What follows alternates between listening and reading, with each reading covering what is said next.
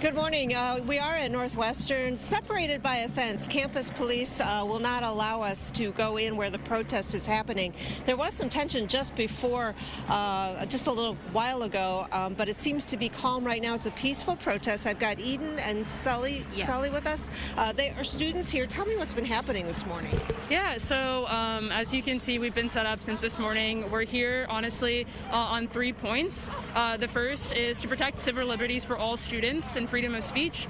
The second is to pressure administration to disclose divestments and to divest from not only the Israeli apartheid regime, but all war in general. We have several Board of Trustees members who work for companies like Boeing, General Dynamics, and we are calling to just divest from all sort of war entangled companies, and also to make public the investments of this university. And so we're asking for transparency. Apparently the tents were a problem for campus police?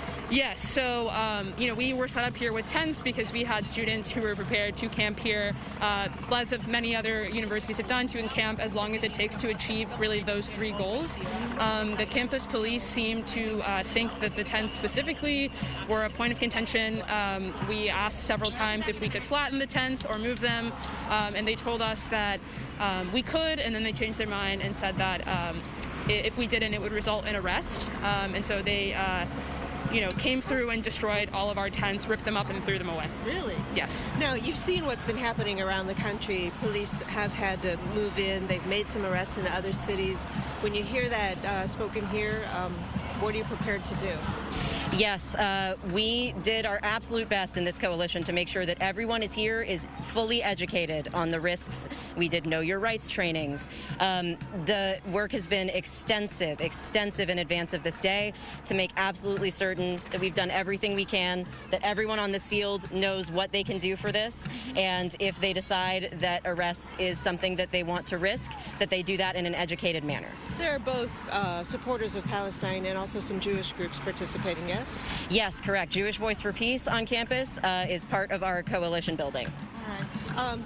Is there a plan to camp out and stay here until the demands are met? Yes. And that could be a while, though. Yes. All right. And already there's been mild confrontation with the campus police.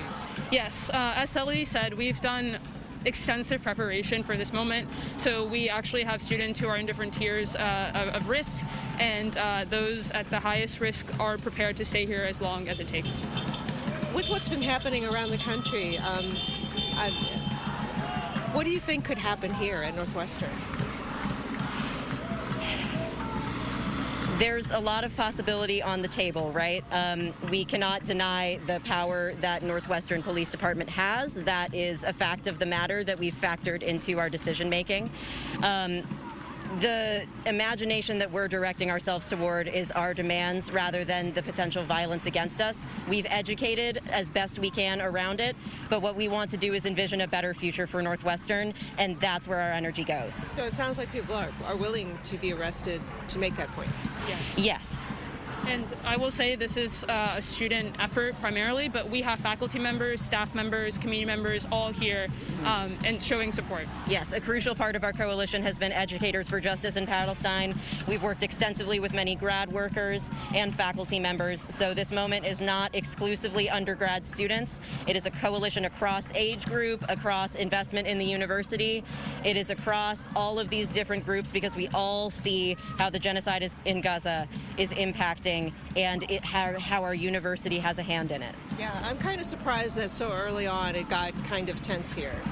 Yeah. Yes. To be frank, the climate is something that we know police have been preparing for. That's undeniable. We're all aware of how this is moving across the country, and so it's unsurprising to us that NUPD, EPD, and if I heard correctly, Chicago PD have been mobilized to respond to this action, which is fully peaceful. All right. Well, thank you so much for coming over to explain what's happening to me. I appreciate it. There have been movements across the country, also in Illinois. In Champaign, there was a protest yesterday. It has been peaceful, though we see that the protesters here had to link arms once they were hearing some of the instructions from the police, and they say they're willing to stay here until the demands are met. Reporting live at Northwestern, I'm Joni Lum. Back to you. Joni, before we let you go, I have a question for the two ladies whom you just interviewed. There has been concern among Jewish students nationwide about their safety, and they feel at risk when these protests take place. Can you ask the two ladies whom you spoke with there what their message to those students would be, those Jewish students? There's a question, I'm sorry, from the anchors. Jewish students across the country have felt unsafe in these situations. What do you think of that? So one thing I will say is we have a very strong contingent of Jewish representation here. We have, as we mentioned, Jewish Voices for Peace here. We also have Jewish faculty members and staff members here. So although we are centering the Palestinian cause, this is not a coalition that is exclusive to anyone of any specific race, religion, or ethnicity, or nationality even. And so we would say that we are very against anti-Semitism as much as we are against anti-Arab racism or Islamophobia. And so we take very seriously anti-Semitism and Islamophobia, and we are doing our best to center both Jewish, Palestinian, and Arab voices, as well as Muslim voices in our coalition. Well, what's the climate been here? Has it been hostile? Can you clarify, sorry, the climate of? Do students feel safe? Have they up until today?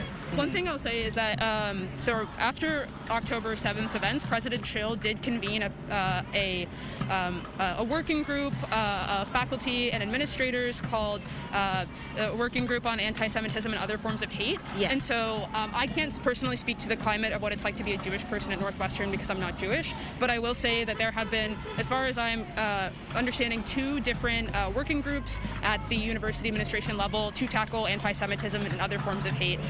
So we take very seriously allegations of anti-Semitism and all forms of racism, and so it is something that everyone in our coalition is vehemently against. Yes. Thank you so much. They're working very hard to work within the rules of free speech.